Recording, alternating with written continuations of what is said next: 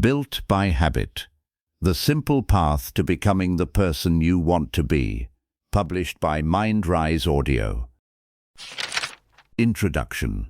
Built by Habit. What if the life you are living today is being created by things you barely notice? Not your biggest decisions, not your biggest dreams, but the small things you do every day. The way you start your morning, what you do when you feel tired, how you spend the first hour of your day, what you reach for when you are stressed, whether you keep a promise to yourself when nobody is watching. These moments may seem insignificant, but repeated long enough, they become powerful. A single action rarely changes a life. Repeated actions do. That is the uncomfortable truth about habits. They are small enough to ignore, yet powerful enough to shape your health, your work, your relationships, your confidence, and your future. Most people want a better life. They want more discipline, more focus, more energy, more control over their time. They want to stop procrastinating and finally make progress on the things that matter. But wanting change is not the same as creating change. You can have a clear goal and still move in the opposite direction every day. You can know exactly what you should do and still avoid doing it. You can promise yourself that tomorrow will be different, only to wake up and repeat yesterday. Why does this happen? Because your life does not respond only to what you intend to do. It responds to what you repeatedly do. Your habits are constantly casting votes for the person you are becoming. The good news is that this works in both directions. If your current habits are holding you back, they can be changed. If you feel stuck, you can start moving. If you have spent years repeating patterns you do not like, you can begin building new ones. But meaningful change does not require you to become a completely different person overnight. It begins with understanding how habits actually work. It begins with making small actions easier to repeat. It begins with changing the environment around you. And it begins with understanding that discipline is not about forcing yourself through every moment of resistance. It is about creating a life where the right actions become easier to choose. That is what this book is about. Built by Habit is not a promise of instant transformation. It is a practical guide to understanding the small behaviors that quietly shape your days and eventually shape your life. You will learn why some habits become automatic while others disappear after a few days. You will discover why motivation is often a weak foundation for lasting change. You will learn how to start smaller, reduce friction, design your environment, and build routines that can survive difficult days. You will also learn something even more important: how to recover when you fail, because you will miss a day. You will lose focus. You will have moments when the old version of you feels easier to return to. That does not mean you have failed. The goal is not perfection. The goal is to become someone who knows how to return. Over time, these small returns become consistency. Consistency becomes identity. And identity begins to shape your future. Think about that for a moment.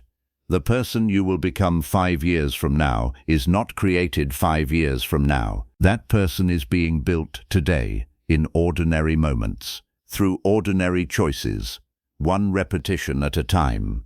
You do not need to change everything today. You need to change what you repeat. And once you understand that, the way you look at your daily life begins to change.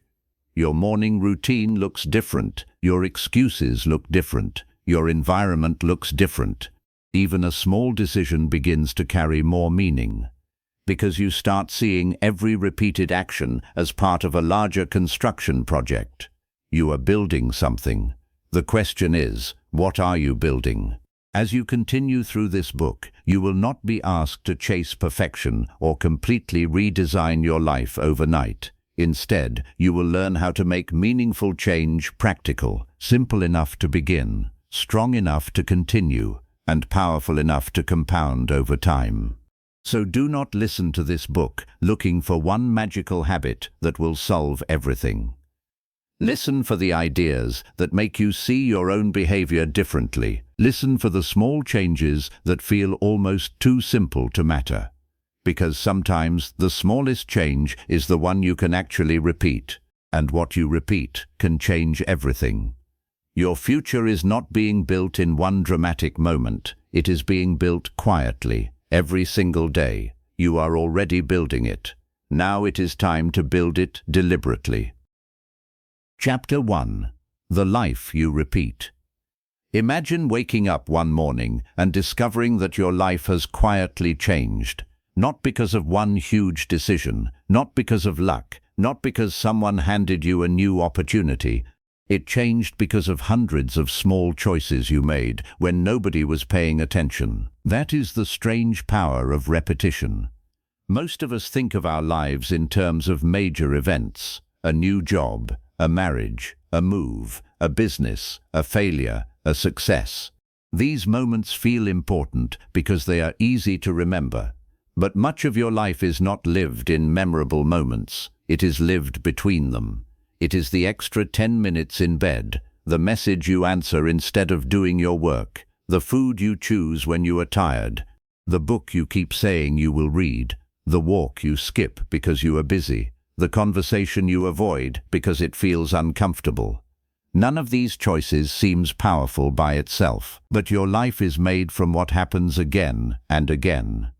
Consider a simple example. A man decides that he wants to become more productive. Every Sunday night, he makes an ambitious plan for the week.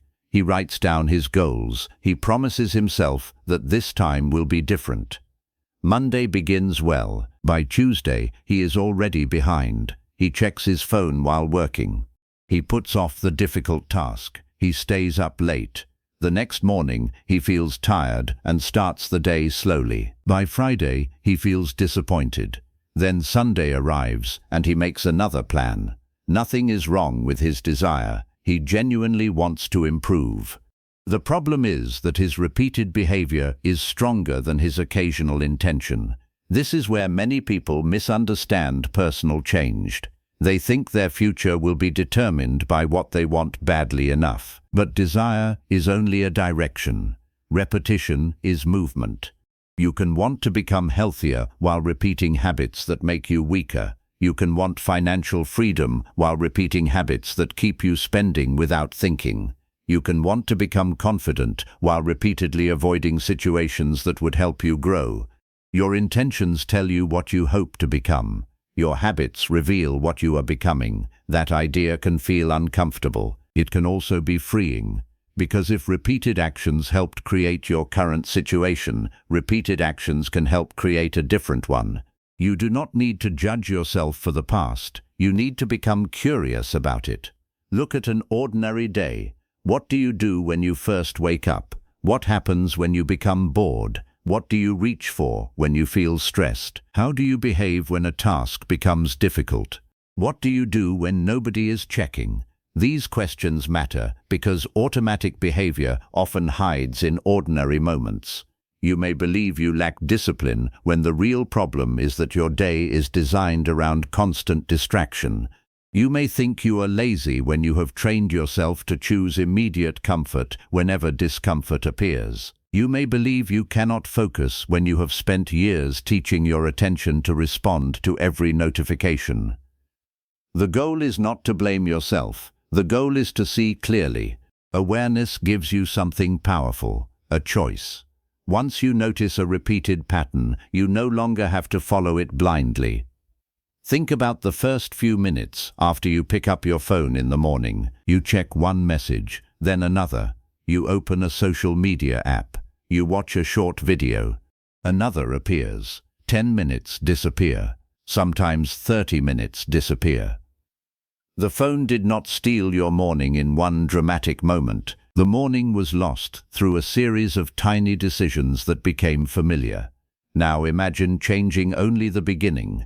You leave the phone alone for the first 15 minutes. You drink water. You open the curtains. You sit quietly for a moment. Then you begin the most important task of the day. That does not sound like a life transformation. It is not supposed to. The power comes from repetition. One better morning does almost nothing. A better morning repeated for 300 days can change the way you see yourself, the way you work, and the way you experience your day. This is why small actions deserve more respect than they usually receive. We often underestimate what we can accomplish in a day and overestimate what we can accomplish in a year without consistency. A single workout will not transform your body. A single page will not transform your knowledge. A single focused hour will not transform your career. But these actions repeated over time can produce results that once seemed impossible. There is another side to this. Small negative actions compound too. One skipped workout is harmless. One skipped workout repeated every week becomes a pattern. One unnecessary purchase is rarely a disaster. Repeated spending without thought can become a financial problem. One night of poor sleep is manageable. A lifestyle built around poor sleep can affect almost everything else. The lesson is not to fear every small mistake. The lesson is to pay attention to patterns. Your life does not need to be perfect. It needs to be pointed in the right direction. So begin with observation. For the next few days, do not try to fix everything. Instead, watch yourself. Notice what you repeat. Notice when you automatically reach for comfort. Notice what you do before important work. Notice what happens when you feel tired, bored, anxious, or frustrated, and ask one simple question. If I repeated this behavior for the next 5 years, where would it take me? That question can change the way you see an ordinary Tuesday. It turns a small action into a decision about direction.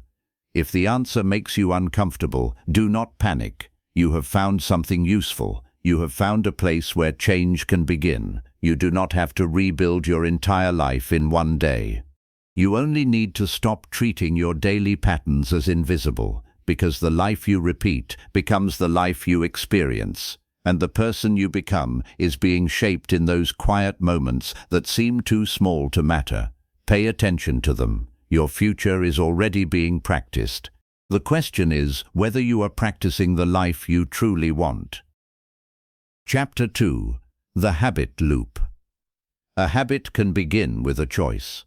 Then, one day, you stop making the choice. You simply do it. You reach for your phone without thinking. You open the refrigerator when you are not hungry. You sit at your desk and immediately check your messages. You hear your alarm and press snooze before you are fully awake. The action feels automatic, but automatic does not mean mysterious. Most habits follow a pattern. There is something that starts the behavior. There is the behavior itself, and there is something that makes your brain want to repeat it. This simple pattern is often called the habit loop. Understanding it changes the way you look at your own behavior. Imagine someone who comes home from work feeling exhausted. The moment they walk through the door, they drop their bag and sit on the sofa. They open their phone. A few minutes of scrolling becomes half an hour.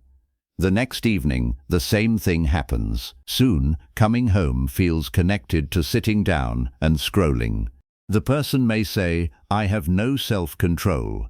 But that explanation misses something important. A pattern has been created. The end of the workday became the starting signal. Scrolling became the routine. The feeling of relief became the reward. Once the brain learns that connection, the behavior becomes easier to repeat. This is why habits can feel stronger than intentions. Your brain is constantly looking for familiar patterns. Familiar patterns save effort. Imagine having to consciously decide how to brush your teeth, how to walk, or how to tie your shoes every morning. You would waste enormous amounts of mental energy on simple tasks. Habits solve this problem. They allow the brain to move through familiar actions with less conscious effort. That is useful when the habit helps you. It becomes a problem when the habit is working against you. The important thing is that the brain does not care whether a habit is good or bad in the way we normally think about those words. It learns what is repeated. If checking your phone gives you a quick feeling of interest, your brain remembers it. If eating something sweet gives you a moment of comfort, your brain remembers that too.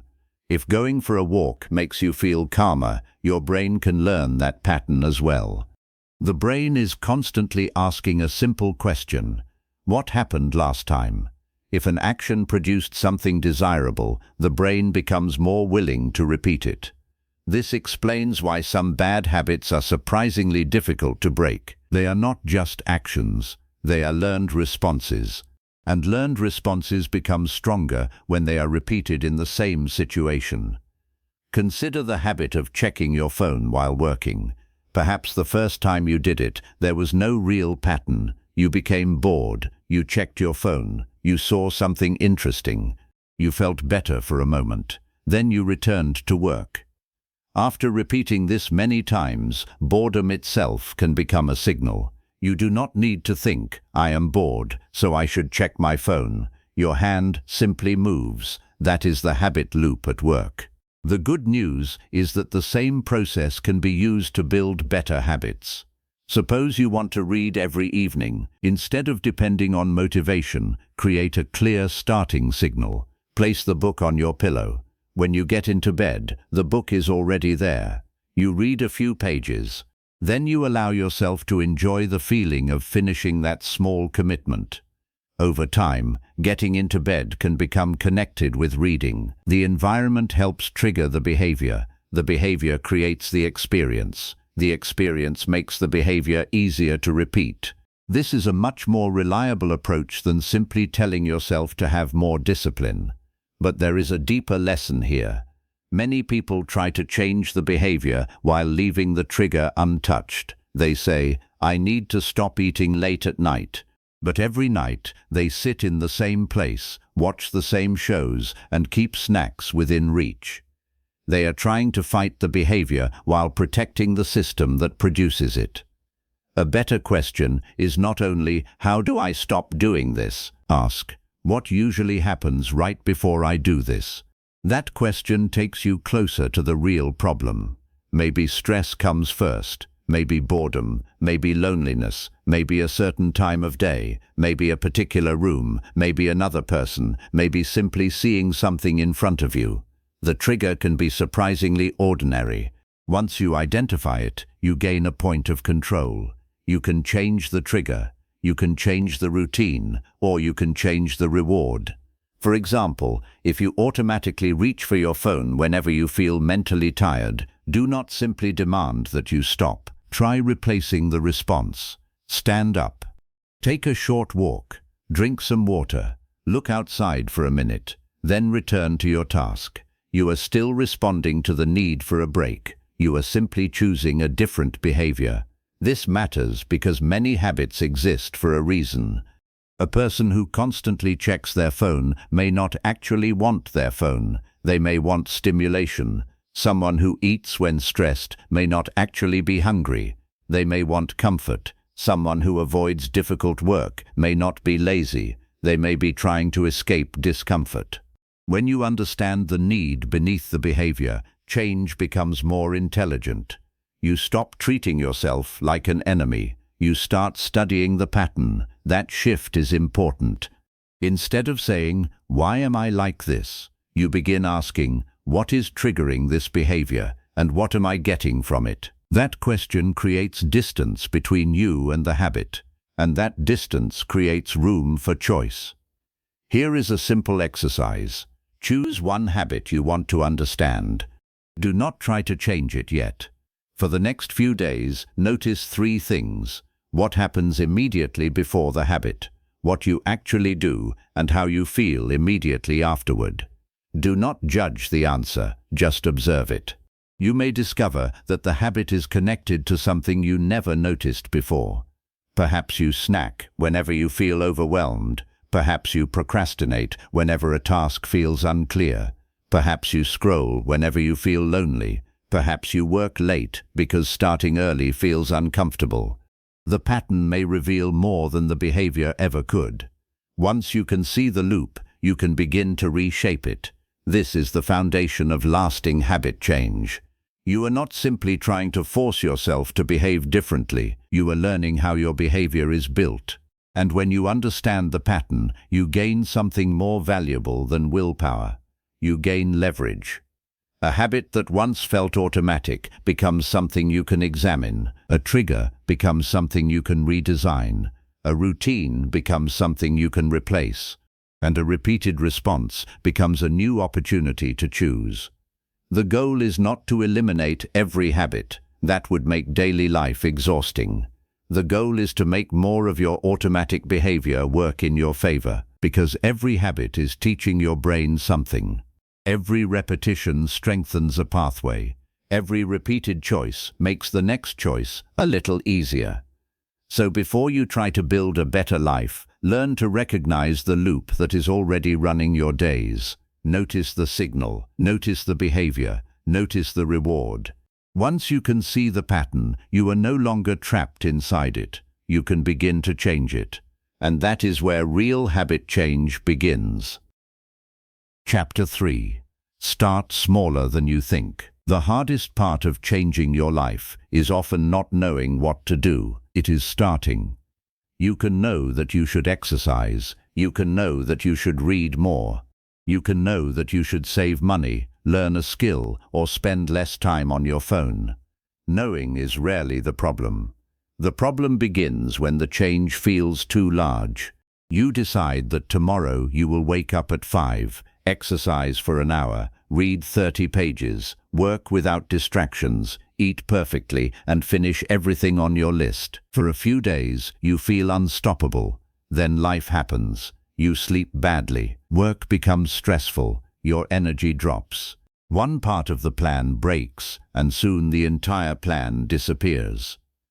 The problem was not that you lacked ambition. The problem was that you built a routine that required you to feel motivated every day. Real change needs a different starting point. Start smaller than you think. Imagine someone who has not exercised in years. One morning, they decide to become fit. Their first workout is intense. They spend an hour exercising because they believe a serious goal requires a serious beginning. The next morning, their body hurts. The following morning, they skip the workout. A week later, the plan is forgotten. Now imagine a different beginning. 10 minutes of walking. Nothing impressive, nothing dramatic, just 10 minutes. The person repeats it tomorrow, then the next day. After a few weeks, walking no longer feels like a special event. It has become something they do. That is the real victory. The first goal was never fitness. The first goal was becoming someone who shows up. This distinction matters. When you start a new habit, you are not only training a behavior, you are training your relationship with that behavior. If every attempt feels difficult, exhausting, and overwhelming, your brain begins to associate the habit with resistance. If the habit feels manageable, you create a different association. You begin to think, I can do this. That belief grows through evidence. And the strongest evidence is not a promise you make to yourself. It is a promise you keep. This is why small habits can have such unusual power. They lower the barrier between intention and action. Consider reading. If you tell yourself that you must read 30 pages every night, there will be evenings when the goal feels too large. You may look at the book and think, I do not have enough time. But if your commitment is to read 2 pages, the resistance becomes smaller. 2 pages are easy to begin. And once you begin, you may read 10, you may read 20. But even if you stop after 2, you kept the habit alive. That is important. The purpose of a small habit is not always the small result. It is the repeated act of showing up. There is a hidden trap in personal improvement.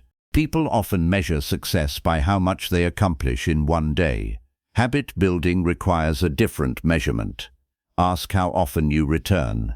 A person who exercises for 2 hours once a month may feel productive. A person who walks for 15 minutes 5 days a week is building something more reliable. A person who studies for 6 hours once in a while may feel ambitious. A person who studies for 20 minutes every day is creating a system. Consistency often looks unimpressive while it is happening. That is why people abandon it. They want visible results before they have built enough repetition to create them. Think about planting a seed. For a while, almost nothing seems to happen above the surface. That does not mean nothing is happening.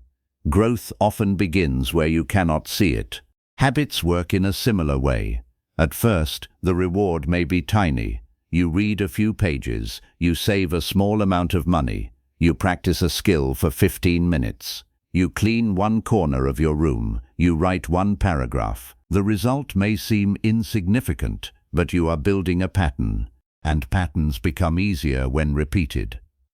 This does not mean every habit should remain tiny forever. Small is the starting point, not the final destination. Once a behavior becomes stable, you can gradually increase it. 10 minutes of walking can become 20, 2 pages can become 10, 15 minutes of focused work can become 30. The important question is not, how much can I force myself to do today? Ask, what amount can I repeat even when I am not at my best? That question changes everything. Your ideal routine is not necessarily your best routine. Your best routine is the one that survives real life, because real life includes bad days. There will be mornings when you are tired. There will be evenings when you are busy. There will be moments when your motivation disappears. A habit that only works when conditions are perfect is not yet strong enough. This is where a minimum version becomes useful. Choose the smallest acceptable version of the habit. If you want to write, the minimum might be 1 paragraph. If you want to exercise, it might be 10 minutes. If you want to study, it might be 15 focused minutes. If you want to keep your home organized, it might be cleaning one small area. The minimum gives you a way to continue when your normal plan feels difficult. It protects the identity you are building. You are teaching yourself something powerful. I am someone who keeps moving. Not perfectly, not dramatically, but consistently. There is also another benefit to starting small. Small actions create less emotional resistance. A huge goal can make you think about everything that could go wrong. A small action asks only for the next step. You do not need to become fit today. You need to walk today. You do not need to master a language today. You need to practice today. You do not need to transform your career today. You need to spend a focused block of time moving it forward. The future is built through these ordinary actions. So choose one habit, make it smaller, then make it almost impossible to refuse. Do not ask how impressive the action looks. Ask whether you can repeat it. If the answer is yes, you have found a better starting point. And when you succeed, resist the urge to immediately make the habit harder. Let repetition create confidence first. Let the behavior become familiar. Let showing up become normal. Then grow, because lasting change rarely begins with a massive promise. It begins with an action so small that you are willing to do it again tomorrow, and then again the day after that. The goal is not to prove how much you can do once. The goal is to become the person who keeps doing what matters. Start small. Repeat it. Let time do the heavy lifting. Chapter 4. Design your environment. Sometimes the problem is not you. Sometimes the problem is what surrounds you. You can have a clear goal. You can understand how habits work. You can even start with a small action. Yet the same behavior can become difficult when your surroundings constantly pull you in another direction. Imagine trying to eat healthier while your kitchen is filled with snacks. You may tell yourself that you will have more self-control. Then you walk into the kitchen after a long day. The food is visible. It is easy to reach. You are tired. You eat it. Later, you blame yourself. But notice what happened. You were not making a completely free decision in a neutral environment. Your surroundings were influencing the decision before you even made it. This is one of the most overlooked facts about habits. Your environment is always giving you instructions. A phone lying beside your bed suggests that it is time to check it. A television facing the sofa suggests that it is time to watch. A book placed on your desk suggests that it is time to read.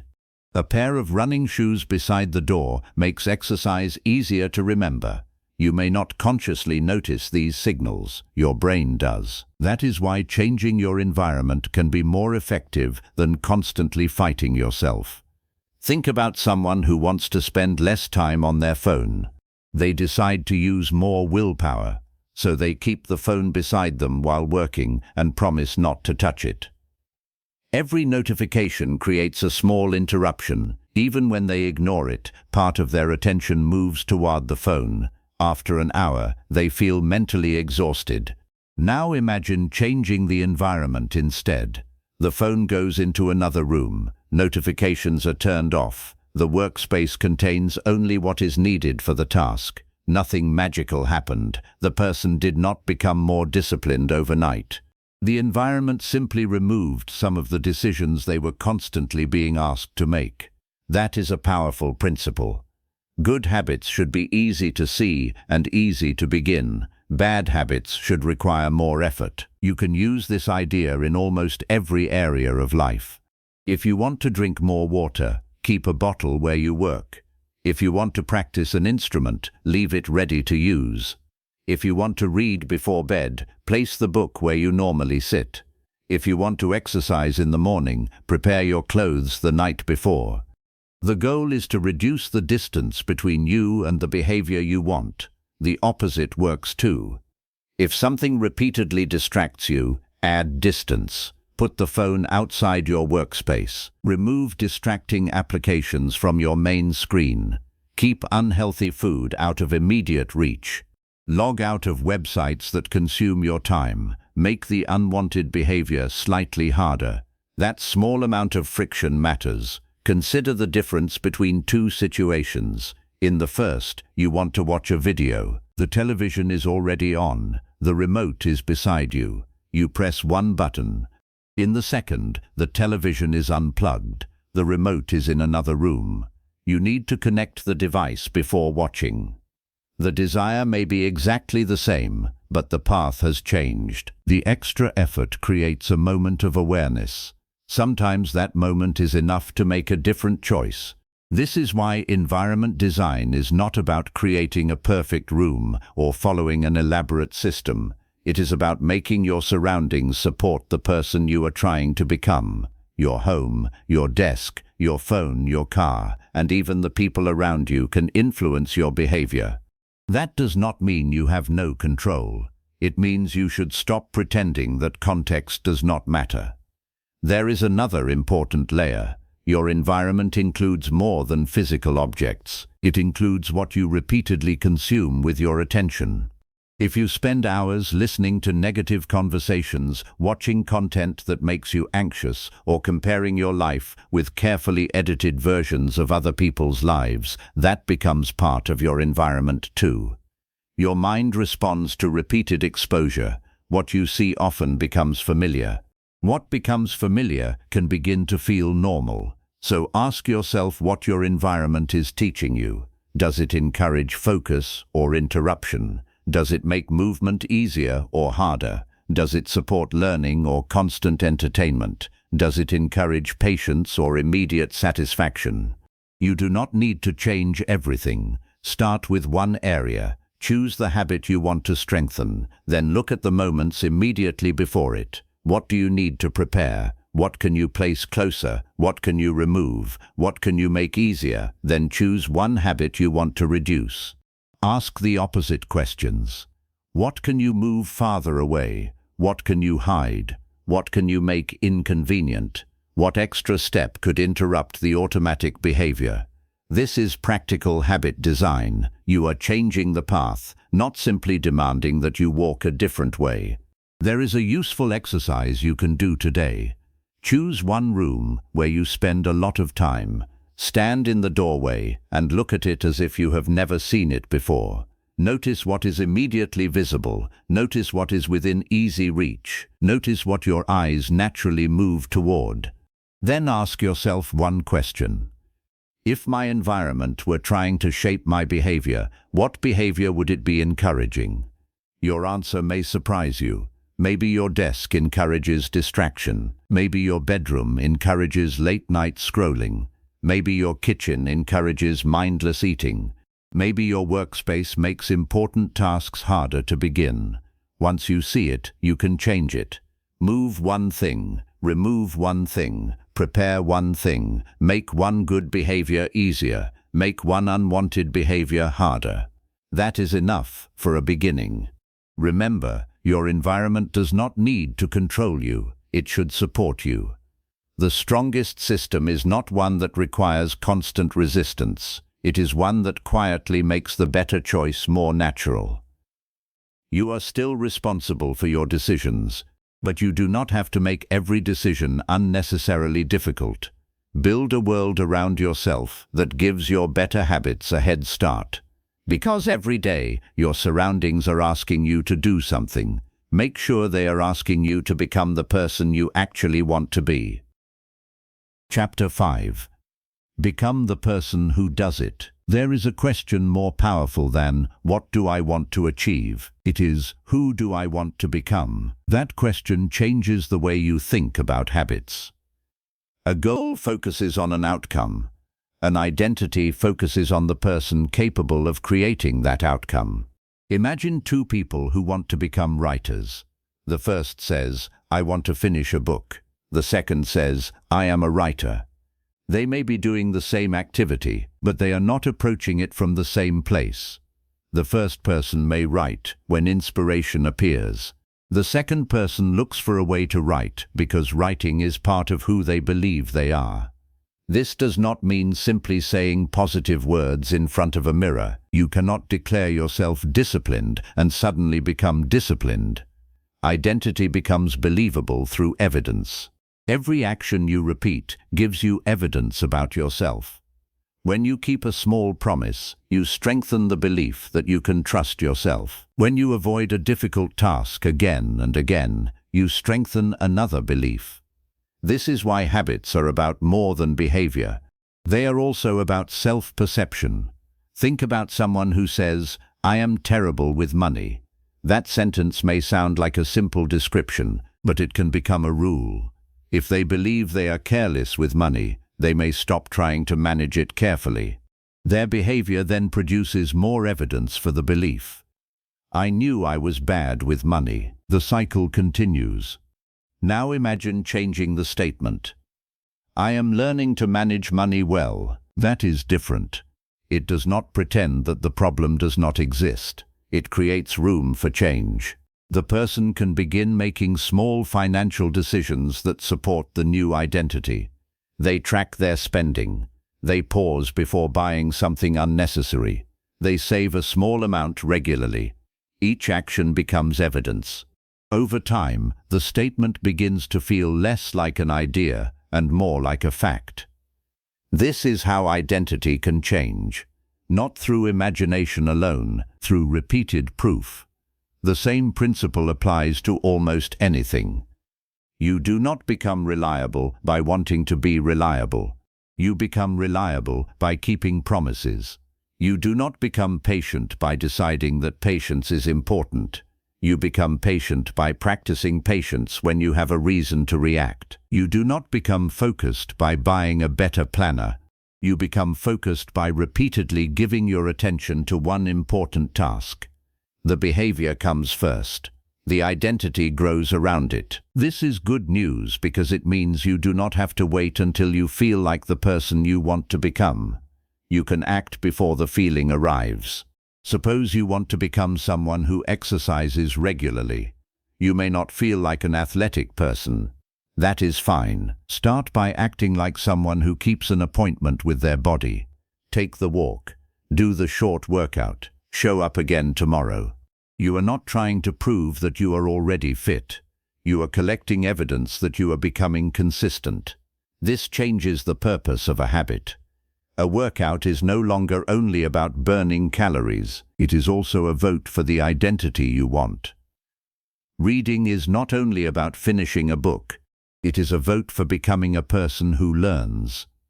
Saving money is not only about the amount in your account. It is a vote for becoming someone who thinks beyond today.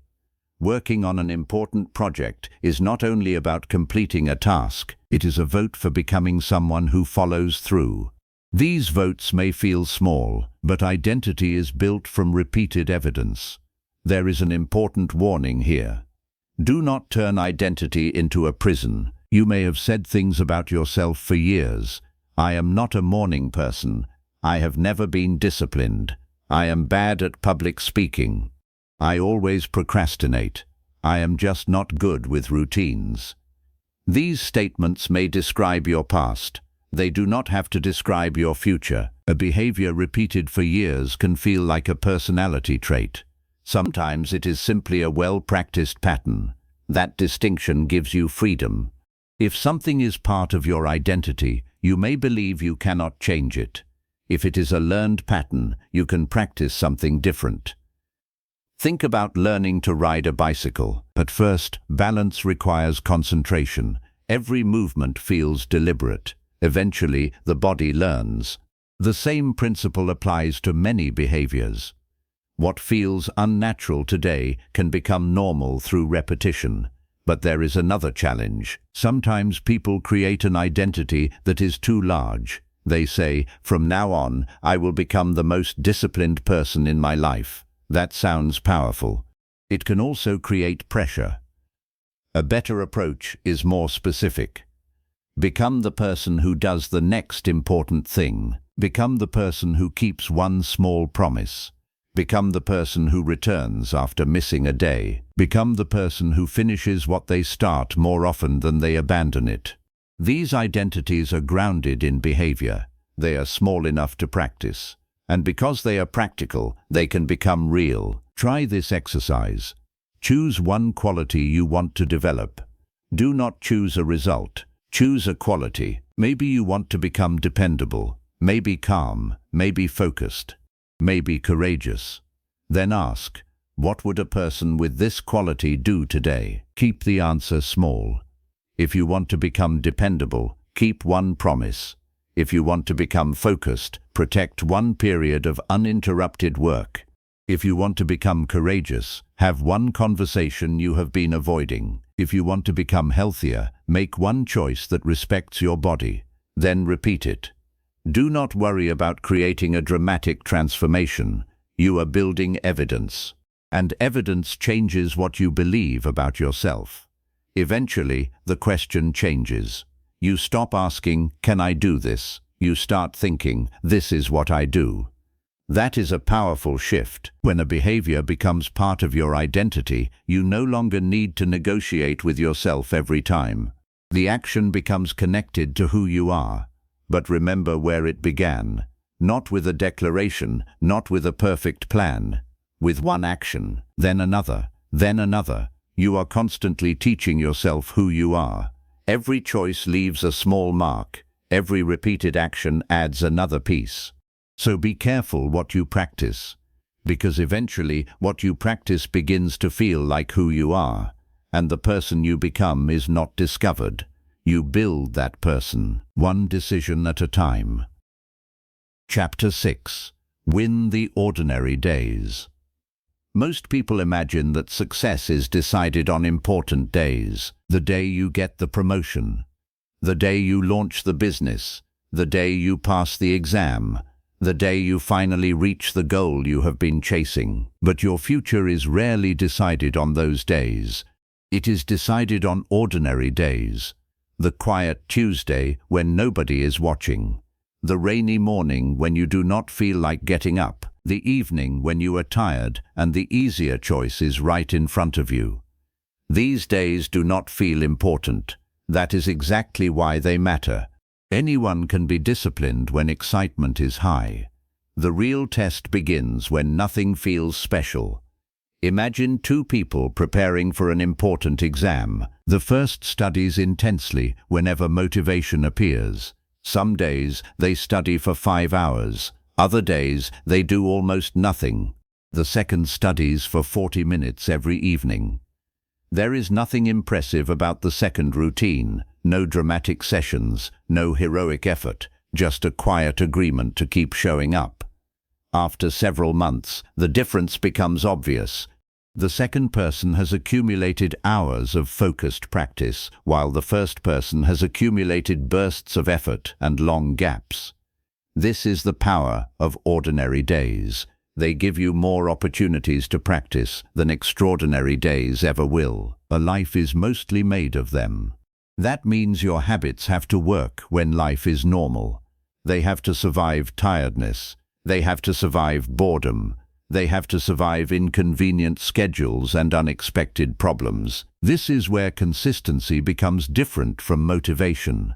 Motivation asks, "Do I feel like doing this?" Consistency asks, "What is the next thing I need to do?" The second question is often more useful. You do not need to feel inspired to wash the dishes. You do not need to feel passionate about answering an important email.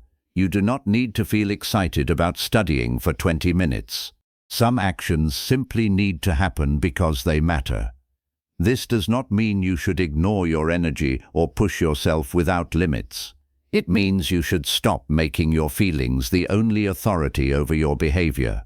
Feelings change. Commitments can remain. Consider a person who wants to write a book. On a good day, they write 2,000 words. On a difficult day, they write 100. They may feel that 100 words are almost worthless compared with 2,000. But if they continue writing on difficult days, they build something more valuable than a word count. They build reliability. They learn that progress does not require perfect conditions. That lesson can change the entire project. The same principle applies to fitness, learning, work, and personal growth. You will have strong days. Use them. You will have ordinary days. Keep going. You will have difficult days. Adjust without disappearing. This last part matters. Many people think consistency means doing the same amount every day. It does not. Consistency means staying connected to the behavior. Your normal workout may be 40 minutes. On a difficult day, it may be 10. Your normal study session may be an hour. On a difficult day, it may be 15 minutes. Your normal writing session may be 1,000 words. On a difficult day, it may be one paragraph. The size can change. The relationship can remain. This creates what you might call a flexible standard. You still expect yourself to show up, but you allow the form of the action to change with the circumstances. That approach is much more realistic than demanding perfect performance. There is another reason ordinary days are so important. They shape your self-respect. Every time you keep a reasonable commitment to yourself, you create trust. You begin to know that when you say you will do something, you have a history of following through. That trust matters when life becomes difficult. You do not need to convince yourself that you are capable. You have evidence. But this also means you should be careful about making promises you cannot keep. If you create a huge list every morning and complete only a small part of it, you may slowly teach yourself that your own plans are not reliable. A better approach is to choose fewer commitments and honor them. Do less. Follow through more often. This can feel less exciting. It can also be much more powerful. Think about the person who always says, "Tomorrow I will start." Tomorrow becomes a comfortable place because nothing has to happen there. The ordinary day in front of them remains unchanged. The person who makes progress asks a different question. What can I do today? Not next month. Not when life becomes easier. Not when motivation returns. Today. Maybe the answer is small. That is fine. A small action completed today has more value than a perfect plan postponed until tomorrow.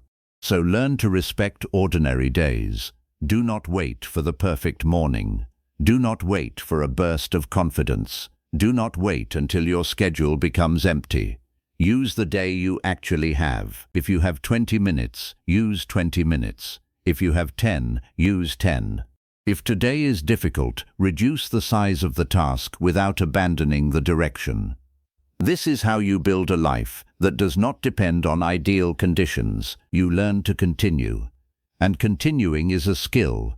It is not something you either have or do not have. You practice it every time you begin again when the day feels ordinary. There will be days when you make extraordinary progress. Enjoy them.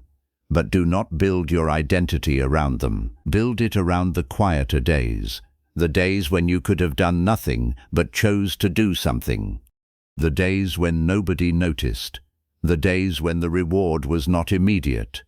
Those are the days that build strength, because your future will not ask whether you had a few perfect days. It will reflect what you did with the ordinary ones.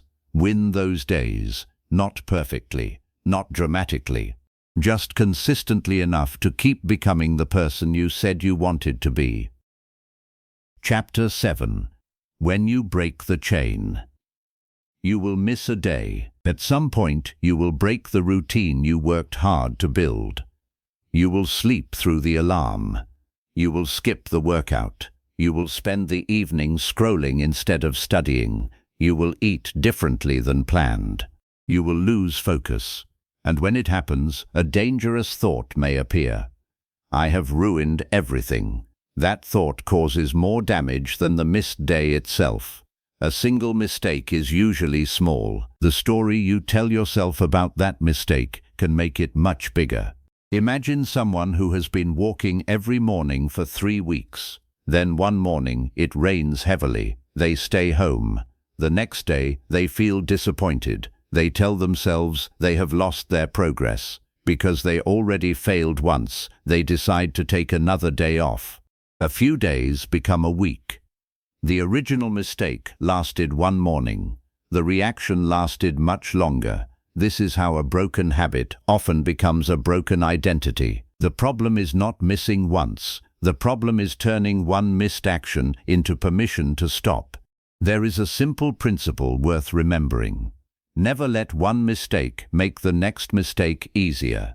You cannot control every interruption. You can control what you do next. This is one of the most important skills in habit building. Not perfection, recovery. Anyone can follow a routine when everything goes well. The stronger skill is knowing how to return when things go wrong. Think about a professional athlete. They miss shots, they lose games, they make poor decisions. Their strength is not that they never fail. It is that failure does not automatically become their new normal. They return to practice. They study what happened. They make adjustments. Then they continue. Your habits need the same approach. When you miss a day, do not spend the next day punishing yourself. Return. When you make a poor choice, do not declare the entire week ruined. Return. When you lose focus, do not wait for Monday. Return at the next available opportunity. This sounds simple. It is not always easy. The mind often prefers a clean restart. I will start again on Monday. I will begin next month. I will wait until things settle down. These statements feel reasonable because they move the responsibility into the future, but the perfect restart rarely comes. Life stays unpredictable. There will always be another busy week, another stressful day, another unexpected problem. If your habit can only survive perfect conditions, it will eventually disappear. A better strategy is to build a recovery rule. Decide in advance what you will do when the habit breaks. If you miss a workout, you return the next day with a lighter session. If you miss a study session, you complete a shorter session at the next opportunity. If you overspend, you review the purchase instead of abandoning your financial plan. If you eat poorly, you make the next meal a better one. The goal is to shorten the distance between the mistake and the return. That distance matters. The longer you stay away, the more comfortable the old pattern can become. There is another reason recovery matters. Every setback contains information. Suppose you keep missing your evening reading habit. You might conclude that you are undisciplined. But perhaps the real problem is that you are exhausted by the end of the day. The lesson may not be try harder. It may be move the habit to the morning. Or perhaps you keep missing your workout because your schedule changes every evening. The solution may be to exercise before work. A failed routine can reveal a poorly designed routine. That is useful information. Failure becomes less frightening when you treat it as feedback. Ask what happened, what made the habit difficult, Was the timing wrong? Was the goal too large? Was the environment working against you? Did you depend too much on motivation? Was there an unexpected event? Answer honestly, then make one adjustment. Do not turn a small problem into a judgment about your character. You are not your worst day. You are not your last mistake. You are the person who decides what happens next. This is especially important because shame often creates the exact behavior you are trying to escape. A person feels guilty for wasting time. They become uncomfortable. They reach for another distraction. Then they feel even more guilty. The cycle continues. Self-respect breaks that cycle. Self-respect does not mean making excuses. It means correcting yourself without destroying yourself. There is a difference between saying, "It does not matter," and saying, "It happened, and I am going to respond differently now." The first avoids responsibility. The second accepts it. So when you break the chain, resist the urge to create a dramatic story. Do not say, "I always do this." Do not say, "I can never stay consistent." Do not say, "I have to start over." Say something simpler. "I missed today." Then ask, what is the next useful action? That question brings you back to the present, and the present is where recovery happens. You may also discover that your original habit was too fragile. If one difficult day destroys it, the system needs strengthening. Make the habit easier to restart. Create a smaller version for difficult days. Prepare for predictable interruptions. Keep the tools you need nearby. Decide what your fallback behavior will be. For example, if your normal workout takes 40 minutes, your fallback could be 10 minutes. If your normal writing session takes an hour, your fallback could be one paragraph. The fallback is not failure, it is a bridge. It keeps the connection alive until normal conditions return. This is how resilient habits are built, not by eliminating disruption, by preparing for it. You do not need an unbroken chain to become consistent. You need a pattern of returning. Miss once. Return. Struggle. Adjust. Fall behind. Begin again. Over time, this creates a different kind of confidence. You stop believing that you will never fail. You begin believing that failure will not keep you down. That is stronger, because life will interrupt your plans. There is no routine that will survive every season unchanged, but you can build the ability to adapt without abandoning your direction. So if you break the chain, do not stare at the broken link. Look at the next one. Take the next step. Keep the distance between falling and returning as short as possible. A habit does not become strong because you never break it. It becomes strong when you learn how to come back. And sometimes, the person who returns after a setback becomes stronger than the person who never had one. Chapter 8. Build a system that carries you. A good habit can change a moment. A good system can change a life. There is a difference. A habit might be reading for 20 minutes each morning. A system is everything that helps that habit happen. It includes when you wake up, where the book is placed, what you do with your phone, how you protect your time, and what happens when your morning does not go according to plan. This distinction matters because habits do not exist alone. They live inside your life. If one part of your life constantly fights another, even a good habit can become difficult to maintain. Think about someone who wants to become more productive. They create a morning routine. They wake up early, exercise, read, and plan their day. It sounds excellent. But they also stay awake until 2 in the morning. Their phone stays beside the bed. Their workday is filled with unnecessary interruptions. They have no clear priority. By the afternoon, their energy is gone. The problem is not the morning routine. The problem is the system around it. A system connects your habits so they support one another. It removes unnecessary decisions. It creates predictable points in the day. And most importantly, it helps you continue when motivation is low. Imagine your day as a series of transitions. You wake up. You begin work. You take a break. You finish work. You return home. You prepare for sleep. These transitions are valuable because one behavior can naturally lead into another. After brushing your teeth, you might drink water. After making coffee, you might review your priorities. After finishing work, you might take a short walk before entering your evening routine. Before getting into bed, you might put your phone away and read. The individual actions are small, but together they create a structure. You are no longer asking yourself every morning, "What should I do now?" The system already gives you an answer. This reduces decision fatigue. Every day contains hundreds of choices. What should I eat? When should I exercise? When should I answer messages? What should I work on? Should I rest? Should I keep going? If every useful behavior requires a fresh decision, you will eventually become tired of deciding.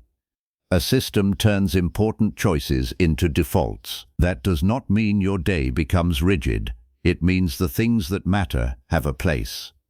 Consider your work. If you sit at your desk each morning and immediately ask what deserves your attention, you may lose time before meaningful work begins. Instead, decide the night before. Choose one important task. Write it down. Prepare what you need. When you sit down the next morning, the first step is already clear. You have removed a decision from the future. Small decisions like this can create surprising momentum. The same idea works outside work. If you want to eat better, do not rely on making perfect choices when you are hungry. Plan a few simple meals. Keep useful foods available. Make the easier choice the better choice. If you want to exercise, decide when and where it will happen. If you want to learn, protect a regular block of time. If you want better sleep, create a predictable transition into the night. A system does not have to be complicated. In fact, complicated systems often fail because they require too much maintenance. The best systems are simple enough to use on ordinary days. There is another important principle. Your system should protect your priorities, not fill every minute. Some people create routines so detailed that there is no room for real life. Every hour has a task. Every activity has a timer. Every moment is optimized. That can become another form of pressure. A useful system needs space. Leave room for delays. Leave room for rest. Leave room for unexpected problems. The purpose of structure is not to control every minute. It is to make the important things easier to protect. This is why your system should begin with a few questions. What matters most right now? What behaviors support it? When do those behaviors need to happen? What usually gets in the way? What can I prepare in advance? These questions help you build around reality instead of fantasy. Suppose your main goal is learning a new skill. You might decide to practice for 1 hour every evening. That sounds reasonable, but if your evenings are unpredictable, the plan may fail. A better system might use a shorter practice session during lunch and a longer session when time allows. The goal remains the same. The system becomes more flexible. That flexibility is important because your life changes. Your schedule changes. Your energy changes. Your responsibilities change. A system that cannot adapt will eventually become a burden. A strong system has a stable direction and flexible methods. You know what matters. You can change how you get there. This idea becomes even more useful when you connect habits together. One habit can become the doorway to another. After breakfast, you review your priorities. After reviewing your priorities, you begin your most important task. After finishing that task, you take a short break. After work, you move your body. After dinner, you prepare for tomorrow. Before sleep, you disconnect from stimulation. Each action creates a transition. Over time, your day begins to carry you. You still make choices, but fewer choices require negotiation. This is what a good system does. It carries part of the weight. There is one final test. Ask yourself what happens when you have a bad day. If your entire routine collapses, it may be too rigid. Create a smaller version. Maybe your normal system includes an hour of exercise, but your difficult day version includes 10 minutes. Maybe your normal study session is 40 minutes, but your fallback is 10. Maybe your evening routine normally takes 30 minutes, but on exhausting days you keep only the most important 2 steps. This gives your system resilience. You are not building a machine that works only under perfect conditions. You are building a structure that helps you return to what matters. Take a moment to look at your own life. Do not ask whether you have enough motivation. Ask whether your days are designed to support your priorities. Look at your morning. Look at your work. Look at your evenings. Find one important behavior that depends too heavily on willpower. Then build support around it. Prepare something.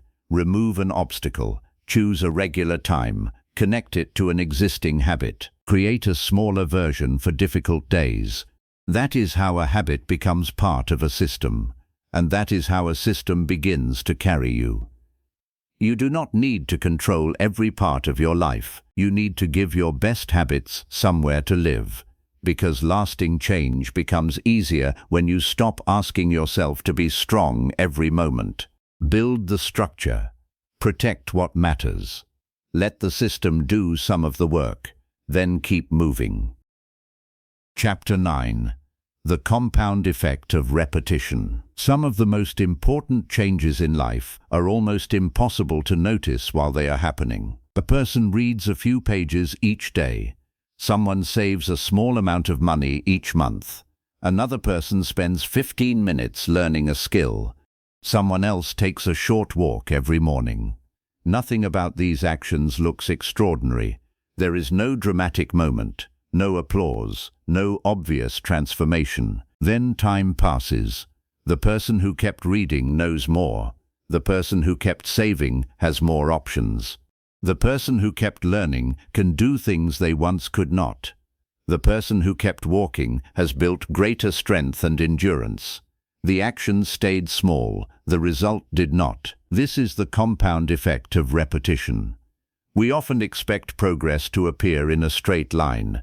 We imagine that if we work twice as hard, we should see twice the result. Real growth does not always work that way. Early progress can be difficult to see. Later, the effects begin to build on what came before. A skill becomes easier because you practiced the basics. A routine becomes easier because you repeated it. Knowledge becomes more useful because new information connects with what you already know. Confidence grows because you have evidence from past experience. One improvement supports another. That is where repetition becomes powerful. Imagine learning a language. During the first few weeks, progress may feel painfully slow.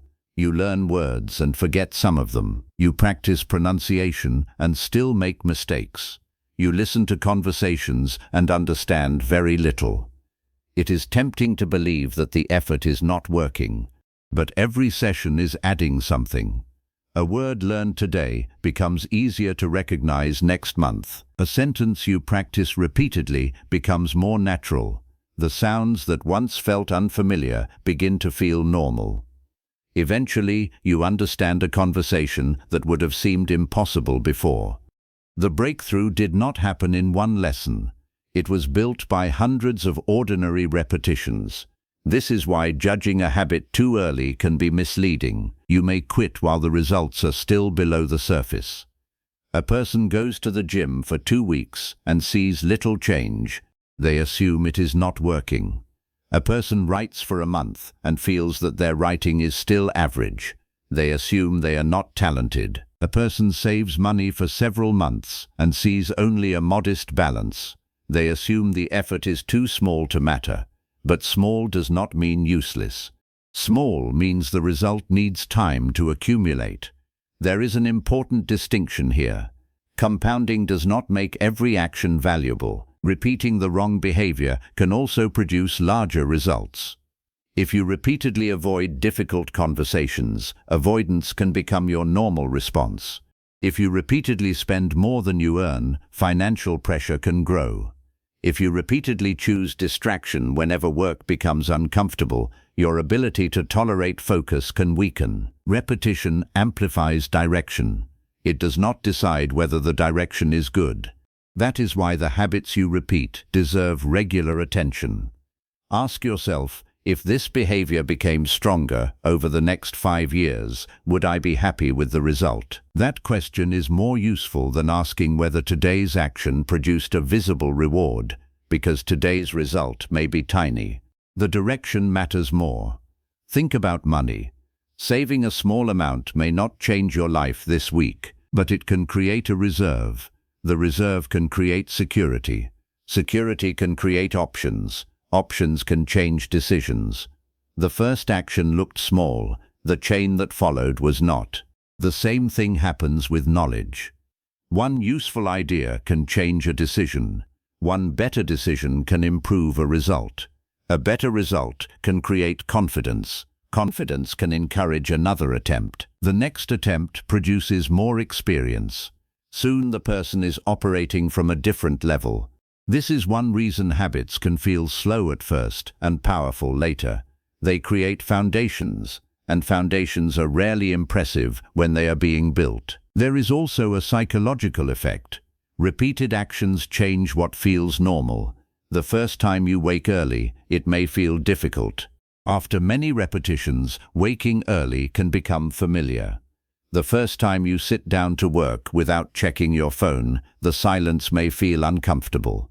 Later, focused work can become easier to enter. The first time you speak up in a difficult situation, your heart may race. After repeated practice, you may still feel nervous, but you know how to act despite it. Repetition changes not only what you can do, it changes what you are comfortable doing. That is a form of growth people often overlook. Your limits can move, your standards can move, your idea of normal can move. But this process requires patience. Modern life trains us to expect immediate feedback. Click something and it loads. Send a message and receive an answer. Order something and watch it arrive. Habits do not work like that.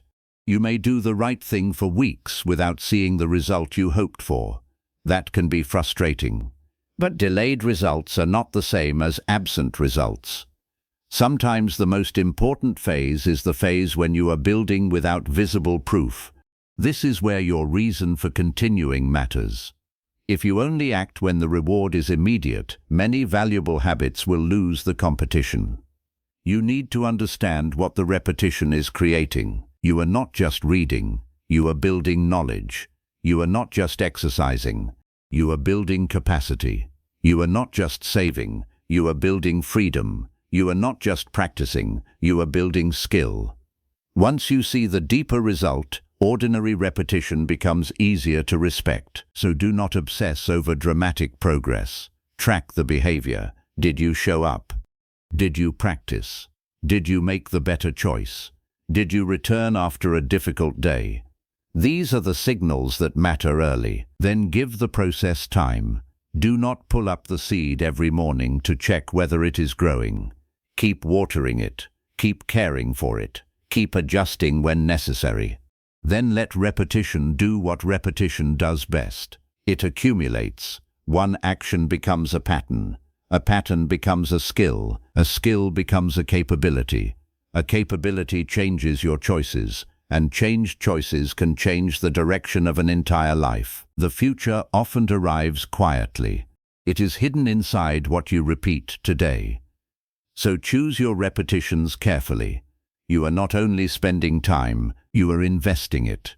And eventually, your repeated actions will return the investment. Not all at once, not always when you expect. But with enough consistency, the small things begin to become something much larger than they appeared at the start.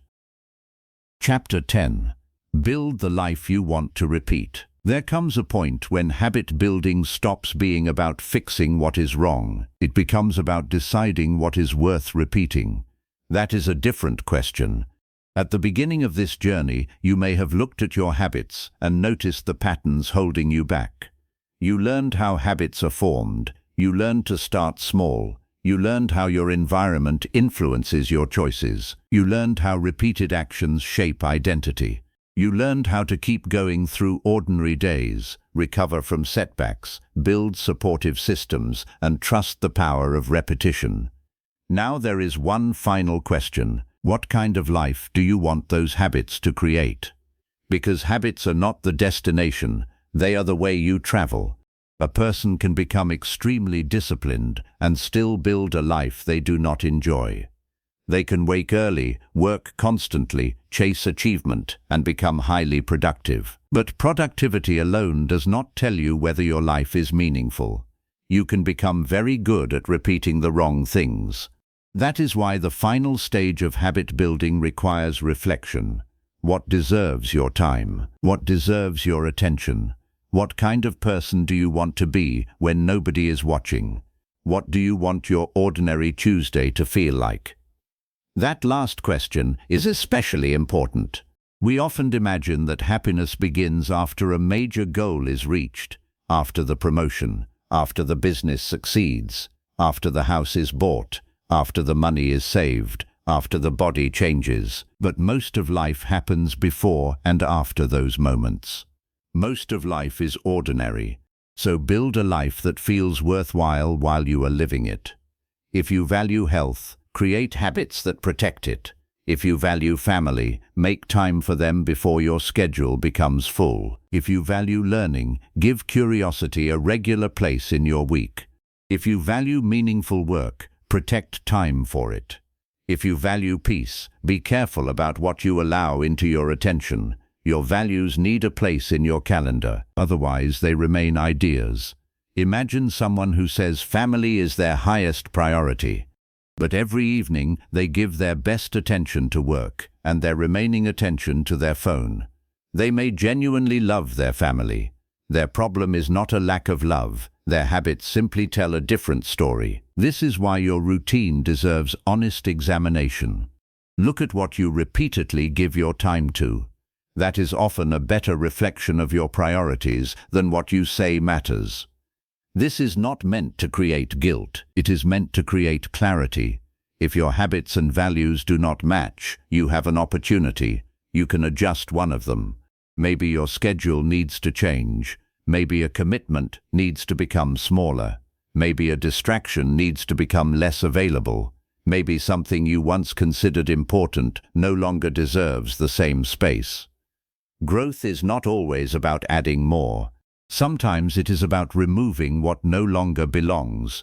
This is where maturity enters the process. When you first begin changing your habits, you may want to improve everything. More exercise, more reading, more work, more learning, more productivity, more discipline. Eventually, you realize that life has limits. Your time is limited. Your energy is limited. Your attention is limited. You cannot give everything equal importance, so choose. A meaningful life is not created by doing everything. It is created by repeatedly doing the things that matter most. This may mean having fewer goals, fewer commitments, fewer distractions, but greater attention. There is freedom in that. You stop measuring your life by how much you can fit into a day. You start measuring it by whether the day reflects what you care about. That does not mean every day will feel perfect. Some days will be frustrating. Some routines will fail. Some seasons will demand more from you. Life will continue to change. Your habits must be able to change with it. The person you are today may need different routines from the person you become 5 years from now. That is not inconsistency. That is growth. The principles can remain while the habits evolve. You can keep the commitment to health while changing the way you exercise. You can keep the commitment to learning while changing what you study. You can keep the commitment to family while adapting how you spend time together. You can keep the commitment to meaningful work while changing your career. The goal is not to protect every habit forever. The goal is to protect what the habit was helping you become. That distinction will save you from turning your routines into rules you can never question. A habit is useful when it serves your life. If it stops serving your life, examine it, adjust it, replace it, Keep what matters. Release what does not. Now think about the life you want to repeat. Not the perfect life. Not the life that looks impressive from the outside. Your life. What would you like a normal week to contain? What would you like to do regularly? Who would you like to spend time with? What would you like to learn? How would you like to treat your body?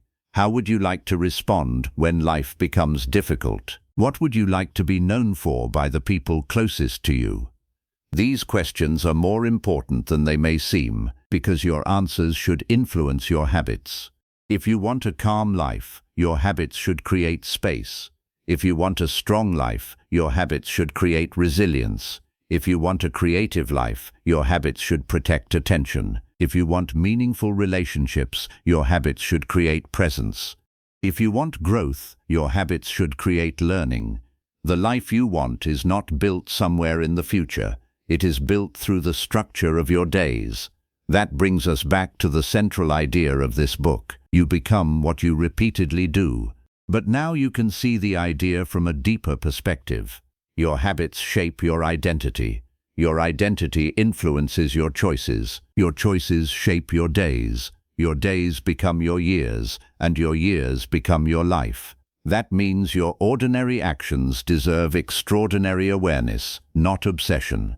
Not perfection, awareness. You do not need to monitor every minute. You simply need to know whether the direction of your repetition matches the direction of your values. There will be days when you drift, return. There will be seasons when your routine changes, adapt.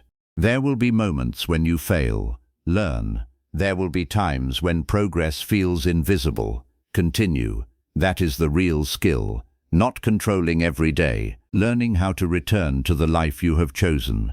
So when you finish this book, do not ask yourself how many habits you can build.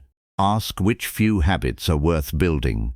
Do not ask how much you can accomplish tomorrow. Ask what you want your ordinary days to become. Do not chase a perfect routine. Build a life you can respect, a life that gives you room to work, rest, learn, love, and grow. A life whose ordinary moments are not something you are constantly trying to escape. Because the greatest reward of habit is not simply achieving a goal, it is becoming someone who can create a life worth living every day.